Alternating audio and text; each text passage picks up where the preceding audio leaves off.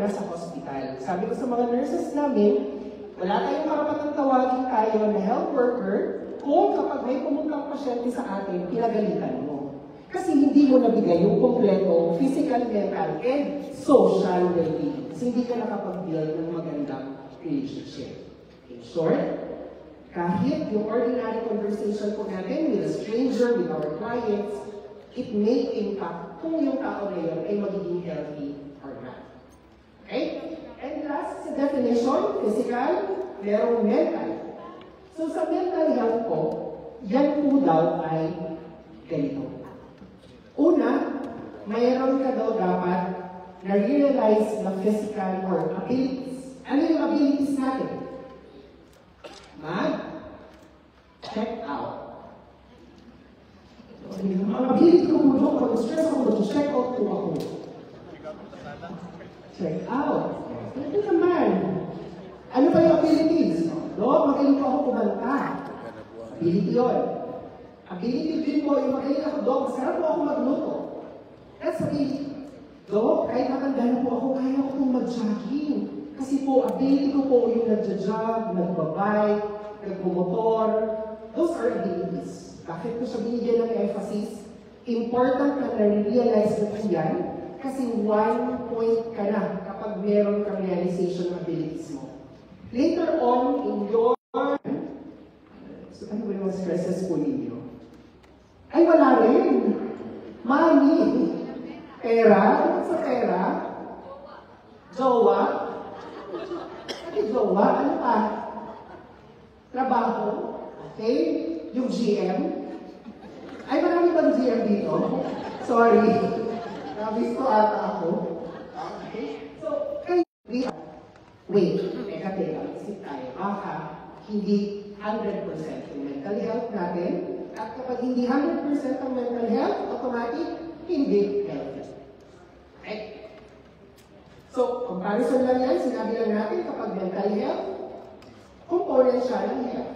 Hindi po pwedeng maging healthy ang isang tao na wala siya mental health. So, bakit importante na na-realize natin yung own potential? The reason is, meron dapat po tayong self-image. Kasi yung self-image na yun yung tayo. Yun yung uniqueness natin compared sa iba.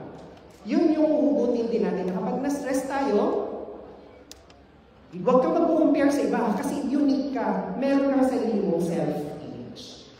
Next. Kapag nakapag-cope up po tayo sa stresses in life, we can say that we are resilient. And kapag nakakapag-work tayo productively and fruitfully, dyan lalabas yung ating productivity, hindi mag-absent, makakagawa ng mga digitalization innovations, and many others, lalabas din yung ating creativity. And of course, important din na meron tayong contribution, not only to our small community, but to a bigger community. Kasi doon lalabas yung sense of purpose. Kasi kapag lost ka na sa buhay mo, wala ka nararamdaman, wala ka talaga. Babalikan mo dapat ano yung sense of purpose mo. Babalikan mo siya. Okay? So kapag present again, yung 4 na dimension na yan, most probably, makukuha natin yung mental health. Karamihan sa mga nakita kong patient, Doc, hindi na po ako mentally healthy. Versus, Doc, mentally healthy pa po ako. But I want to clarify na hindi lang po yan yes or no. Hindi lang po yan yes, healthy ako versus no, healthy ako. No, hindi ako healthy. Kasi ang mental health po is actually a very wide spectrum. Pag sinabi natin spectrum, pwede natin i-divide sa napakaliit na portion na may uniqueness. Ano yan? And then, ganito. Yung mental health spectrum po natin, kapag we are okay, we are thriving, we are happy, energetic, on this side tayo of the spectrum. We are on the wellness side. Pero dynamic ang state ng isang tao. Kahapon, you are on the wellness side. Pero today, maaaring nandiyan ka sa illness side. Dynamic yan. Constantly nag-change siya. Kapag meron tayong illness side, dito lumalabas yung nararamdaman mo na yung mga symptoms. Kapag in crisis ka na, yan yung mga nag-absent. Nandiyan na yung mga nagkakaroon ng weight loss versus kain na ng kung ano-ano. Kasi ang dami yung kinakain nila. Okay? Meron na bang ganon? Wala pa? Sorry ko siya medyo maliit. But the point here is, sa spectrum na yan, we can transfer from one point to another at a given time. So, ano yung mga cause ng stresses natin? Name it. Napakadami. Yung stress sa isang tao, baka sa kanya stressful na yun, sa isang tao, that's okay. That's fine. That's normal. So, magkakaiba tayo ng perception ng ating stress. But, ano ang common sa stress? Merong pagbabago sa katawan natin. Yun yung common sa stress. Example ng stress ay bigla kang may nakita at hinabol ka ng aso. Ano ang feel mo? Initi ka ba? Pero yay! Medyo hindi proportional yung action mo sa scenario. Diba? Pero kapag nakita ka nun at pumakbo ka, basically that is your body response. Kakabo yung bibig mo, kasi pinoprotektahan mo sa hindi mo yung katawan mo. Laban dun sa stressor na na-perceive niya. Okay? So, again, ang common sa stress, nagkakaroon ng reaction yung katawan mo. Be it, pag na-stress po kayo, yung mga mata yung lumalaki. Pag na-stress po kayo, yung heartbeat nyo is either sobrang bilis or sobrang babaran. Depende sa case. So, merong dalawang uri ng stress. Hindi lahat ng stress ay bad. There are two types. Merong good and meron din on the bad side. Lahat tayo naging estudyante. Nag-exam. Sino dito ang proud? Nag-exam kung exam. Patalino niyo naman. Pressure naman ako magsalita dito sa unahan. So, kapag nag-exam, bumagsak sa exam, anong nararamdaman ng estudyante? Malulungkot kasi pag umuwi sa bahay, papagalitan niyo. Kaya yung tinisyon ko sa iyo. Because you're nag-aaral, so stress siya. That is stress. Iti-take ng tao yung stress or nakagbagsak negatively kasi alam niya may mangyayari na hindi niya magugustuhan, out of control na siya sa pangyayari. Pero kung iti-take niya yun as stress or the good stress, bumagsak ako ngayon, sabihin natin ako. Bumagsak ako ngayon, pero papatunayan ko sa teacher na yan, mag-aaral ako, gagalingan ko. That is stress. Same stressor, pero different yung approach. Different yung level kung paano niya tingnan. Parang wala kang pera. Ano yung distress doon? Wala akong pera.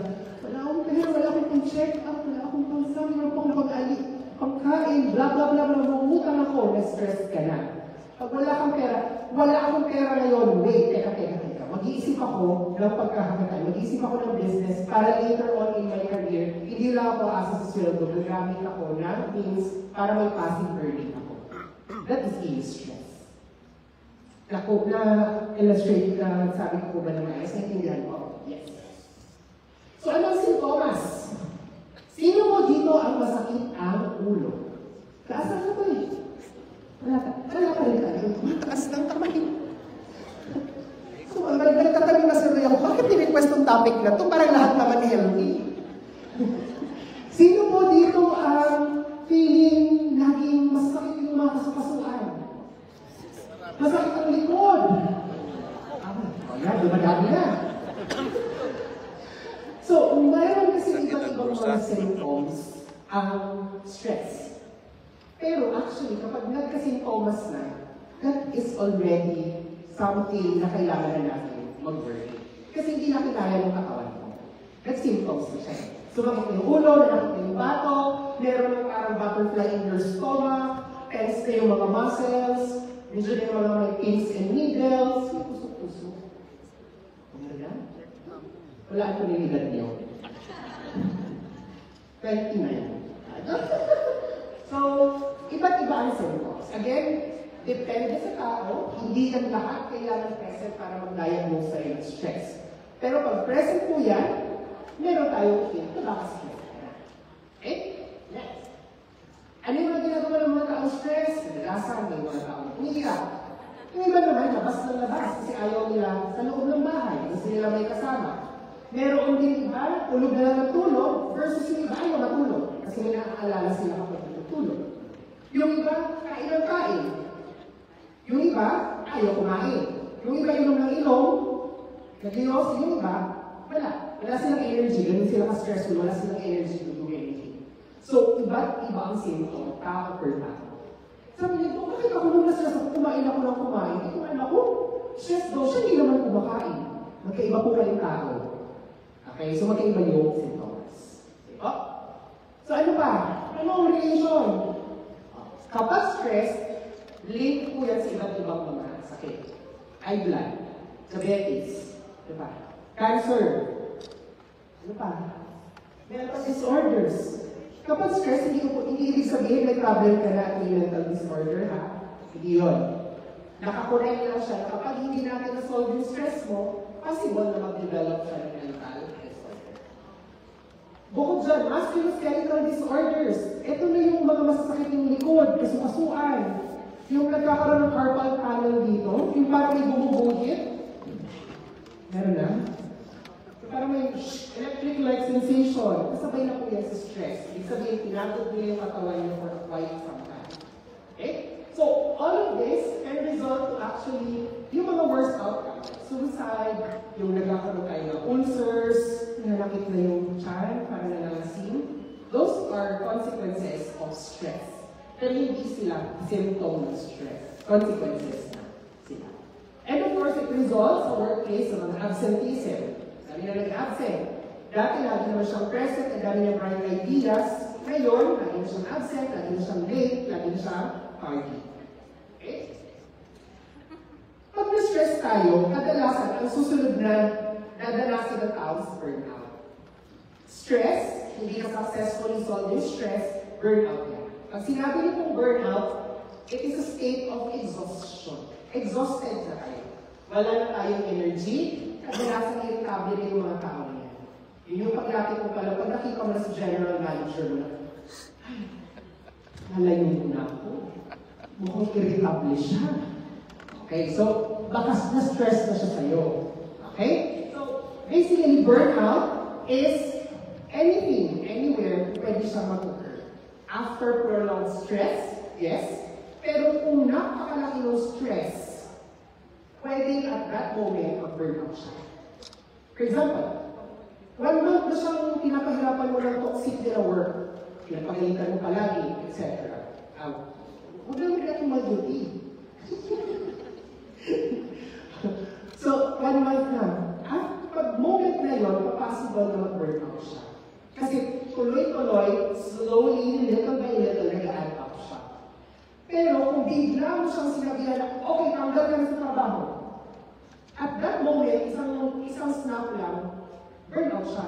Kasi hindi na kinaya yung balita na yun. Okay? So, hindi ibig sabihin important yung time. Ang important sa burnout is the symptoms. No? Sa mental health po, ang kadalasan namin nakikita is not the burnout.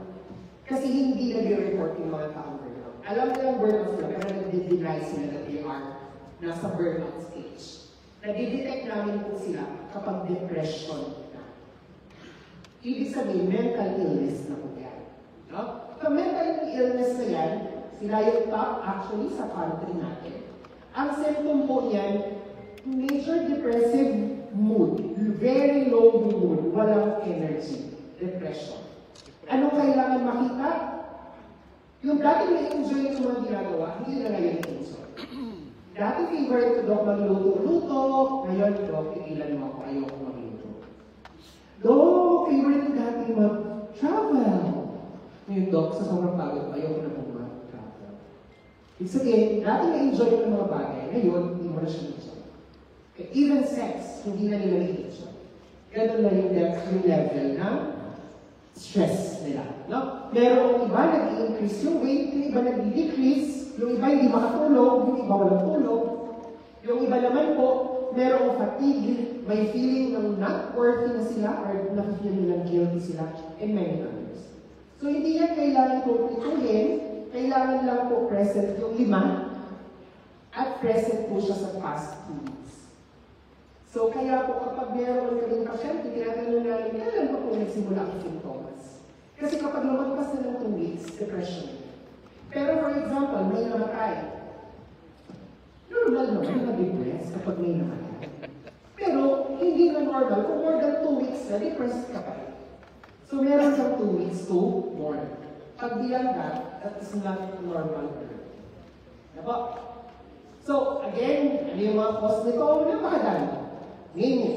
Iba-iba yan per tao. Kaya important na tinatanong ay pinapakasap natin yung mga sessions. So anong nangyayari po dito? Bakit tayo nasa-stress o nag-depress? Kadalasan nararamdaman po natin na wala tayong control. We are not in control of our lives. So kapag po na-stress tayo, nag-iibang tao tayo. Ang tawag po namin dyan is spooky. Ikaw ay nandito, masayahin kang tao, jolly ka, active ka, pero kapag na-stress ka, parang kang pinupul ng hope, parang kang ginuwit na dinadala ka sa ibang personality. No? Hinuhook ka. Kaya ang process ng pag-alis namin is called unhooking. Kailangan maalis ka namin sa pagka-hook mo doon para maibalik ka namin sa original mo, ikaw. Okay? So, again, ang stress, maraming kung paano i-explain. Ito, favorite ko to. Kasi nagbibigay ito sa akin ng opportunity to say to my audience na kahit pareho ang level ng stress na ibigay mo sa empleyado, pero kung yung empleyado A ay may dati ng problema, yung empleyado B ay walang problemang dinadala, yung empleyado A, dinagdagan mo ng parehong stress, mas mag-burnout yung A. Kasi meron na siyang existing problem. So, ibig sabihin, napupuno natin yung cup. Sa start, for example, yung iba yung level ng stress nila, yung violet. Pero pag inadal mo yan ng same level of stress, yung red, yung isa nag-overflow. Yun yung lumalabas na may mga symptoms na talaga. No? So, iba't ibang tao, iba't ibang dinadala, iba't ibang current state. That's why it's very important for us to be very mindful. And also, kailangan hindi lahat kailangan kausapin. Kailangan mindful tayo kung ano nangyayari sa mga tao at kasama natin. No? So, meron din ibang theories, the monoamine, hindi ko na i-discuss yan. Kapag nasa-stress tayo, mas tumataas yung probability ng depression. Kapag nagkakasakit tayo, imagine nagkasakit ka lang, magkakaroon din ng higher chances of depression. Even sa pregnancy, kapag kapanganak, nagkakaroon tayo ng mga postpartum depression. Kasi yung hormones nagbabago-bago. So kahit yung mga kakilala natin na may hormonal imbalance, they can actually feel stressed. Yung mga may problem sa thyroid, pwede nila feel. No? So, sino yung at risk? Lahat ng mga karamihan ay mga babae. 2 versus 1. Female to male ratio. Okay, bakit sa babae? Kasi yung hormones.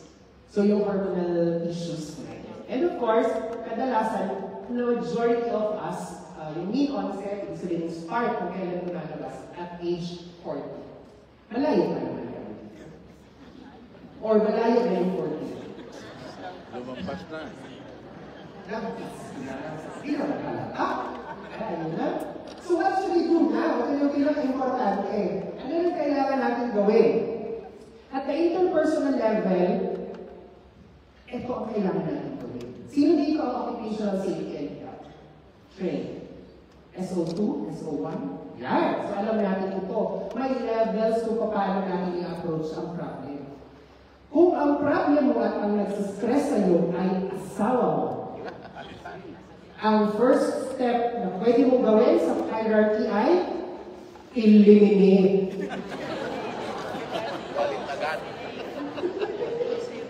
Kayo nagtumawa na kayo, ha? Pero it's acceptable. Kung ang cause ng stress is different, kung kaya mo siyang i-eliminate, eliminate. Eh paano kung doon hindi ko kaya i-eliminate yung asawa ko? Anong next option? Sabi daw, substitute. Hirap, no? Dapat hindi ata ako yung... Dapat hindi ako marriage counselor. No? So, pwede rin yung engineering control. For example, ang stressor mo ay asawa mo, di engineering control tayo. Happy tayo ng bahay, dito sa akin, dyan ka. Pwede naman siguro yun. So, be creative kung paano nyo kayo apply ng mga engineering control, yung ating home elimination, substitution, and many other methods. But on the serious note, paano tayo mag-aanto? Ang level po ng stress, merong threshold. Pag sinabi ng threshold, ano yun? Pag beyond that line, kapag nag-cross ka sa line na yun, point of no return. Lalabas ang sintomas kahit ayaw mo. Pero kapag nag-maintain ka na nasa baba lang, you're okay. Okay, clear? So ngayon, kapag na-stress ka, sabihin natin, ano yung unang stress na gusto nyo sabihin? Experience. Wala rin. Anong stress? Sabihin natin, iniwan ka ng asawa mo, mas-stress ka? Ay, hindi. Ang hirap naman. Parang masumaya pa kayo. Na-stress ka. So, ano mangyayari sa hormones mo, sa stress hormone mo? Tataas. Sa graph na yan, tumaas. Correct? Ngayon, dagdagan pa natin yan. Pinagalitan ka pa ng boss mo. Yung GM. Anong mangyayari pag pinagalitan ka pa? Tataas yung stress. Malapit ka na sa threshold. Ano pang gusto yung problema? Siningil ka na ngayon nung nag-una, pinangutawan mo. Ay, kumari, kailangan ko na talaga yan. Ano mararamdaman mo? Tataas ulit yung stress hormone mo. So ngayon, ano yung ma-expect natin? Beyond ka na sa threshold, definitely, more chances ka na makaramdam mo depression symptoms, burnout, stress, and whatever you want. Okay. Kung dinagdagan mo pa yan, good luck talaga. Baka magkita-kita na tayo sa ospital. Yes, pwede. Yes, pwede. Pero anong gagawin natin? Ang sinasabi namin dito, complete the cycle. Pag sinabi mo cycle, kapag inangat mo ang stress hormone mo, siguraduhin mo ibalik mo siya sa normal. Kapag inangat mo yung stress mo, naramdaman mo na wala kang control. Diba? Wala, iwanan ako ng asawa ko, pangit ko. So ngayon, ang mindset mo na ngayon ay hindi ka maganda, wala kang control, you are not worthy, etc. Ano gagawin mo para mabalik mo siya? Magpaganda ka. Hanapin mo yung ability mo. Di ba na-mention ko yun kanina? Ano yung mga bagay na mararamdaman mo na comfortable ka, you are out of the danger zone. Parang sabihan na ganito, inabot ka ng aso, tatakbo ka na mabilis, di ba? Tumaas yung level ng hormone mo. Pag natulog ka na sa bahay, humiga ka sa bed mo, ano mararamdaman mo? You will feel that you are in a place na safe ka. Diba? So, makukonvince ng brain mo yung katawan mo na, huwag ka nang magpalpitin, nasa bahay ka na, di ba pag nasa bed ka, nakahiga ka na lang, matutulog ka na lang, comfortable ka na lang, i-convince yung sarili that you are already in a safe space. Ganon din sa cycle. Kailangan mo ibalik sa sarili mo sa state that you are normal. Para sa ganon, nagre-ready ka ulit na sa next stress, hindi siya add-on. Bumalik ka sa normal level. So ngayon, from the baseline ka ulit na. Okay? So it's always completing the cycle. So ano mga gagawin? Alamin kung saan ka nag-i-enjoy. Connect, slow down, connect, and focus. Lagi ko itong narinig sa kahit sino ang speaker ng mental health. Breathing exercise. Sino ang gumagawa nito? Hindi ko ito ginagawa. Pero ang share ko sa inyo, back when I was intern, nasa isang government hospital ako, clerk. So that means 4th year medical student. So, nandun ako sa isang government hospital, ang dami nanganganak, pag nilagay sa table na yun, ako ang magpapaanak. Ako rin ang magtatay. Dahil government hospital yun, minsan nakakaubusan ng staffs. Kasabay ang pangpamanhin. So ngayon may nanganak doon, babae. Nag-lacerate, sabihin na, unit. Kasi nanganak eh. nag-lacerate. Hindi ko pwedeng hindi yung tahiin. Kasi mabibig yun, mamamatay yun sa pagdurugo. Ano gagawin ko? Siyempre, kailangan ko siya tahiin. Ano yung naalala ko? Wala talaga. Wala siyang pambili. Wala akong pambili. Kasi naubos na yung pera ko noon. Binili ko na sa mga dati kong tinahi. Estudyante na ako noon. Wala na akong natirang pera. Pamasahin na lang talaga. Parang gano'n. So, no choice, tatahiin ko siya. Anong ginawa ko sa kanya? Tinaruan ko siya, ma'am. Pwede po bang sundin mo lang yung gagawin natin? Every time po magtutusok ako, before ako magtutusok, i-inhale ka. Tapos kapag po ako yung hugod na ng barayong, mag-i-exhale ka. Natapos namin yung isang buong session ng pagtahi, wala siyang naramdaman na sakit. Sabi niya sa akin, bata pa, pero naka-apat na siyang beses man, anak. No? Pero kahit 4 na beses na siya, nag-lacerate pa rin siya. Sabi niya sa akin, alam mo, Dok, sa daming beses kong nanganak dito sa ospital na to, lahat yung walang anesthesia, pero sa'yo lang ako naka-experience na hindi ako nasaktan. So, ibig sabihin, it really helps yung breathing exercise. Bakit?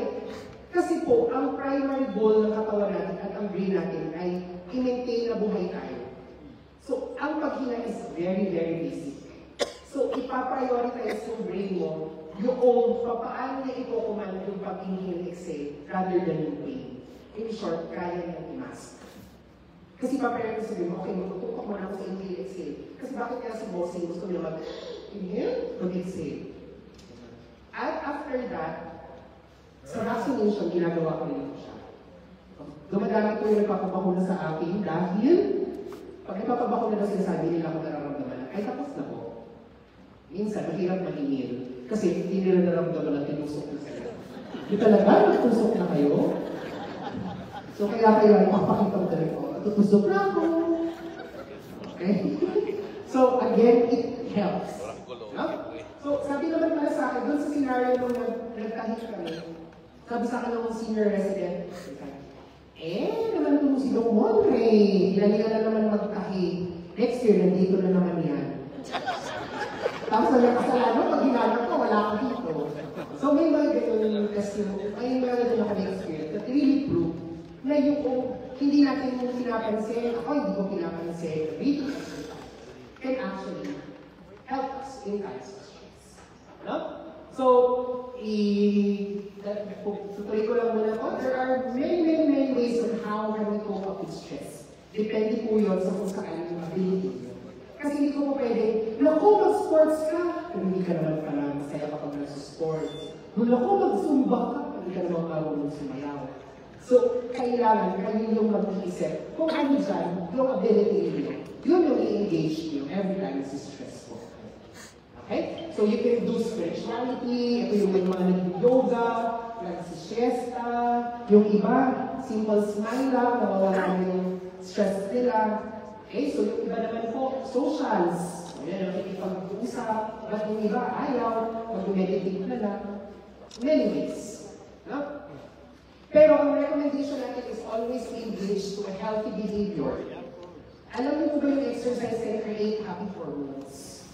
It create happy hormones. Bukod sa pag-exercise at nag-create siya ng happy hormones, it really helps sa memory. Sabi ko sa mga bata-bata ko pang nakakausap, gusto niyo ba matandaan kung sino yung nangutang sa'yo 50 years from now? Or 50 years after? Ano na, 70 ka na. Kasi di ba yung mga 70 years old, sila na yung may mga nahihirapan sa memory. May mga sakit tayo related to one. In a study, sinasabi na kapag nag-engage tayo sa exercise 2.5 hours in a week, that's 2.5 hours in a week, yung brain natin, lumalaki. Analogy, from 10 pesos, magiging siyang 20 pesos. Vietnam point. So, lumaki siya. Kapag po tayo ay tumatanda na, normal na lumiliit yung brain. Kapag lumiliit yung brain natin, liliit lang siya yung 20 to the size of 10. Yung mga tao hindi nag-exercise, from the size of 10, liliit lang to the size of 1 peso. Kapag nag-shrink yung brain natin, yun yung cause kung bakit tayo nagkakaroon ng mga memory loss, Alzheimer's, and many other diseases. Kaya sinasabi ngayon, this is a study from Harvard, pag-engage tayo sa healthy behavior, both for long-term and short-term benefit.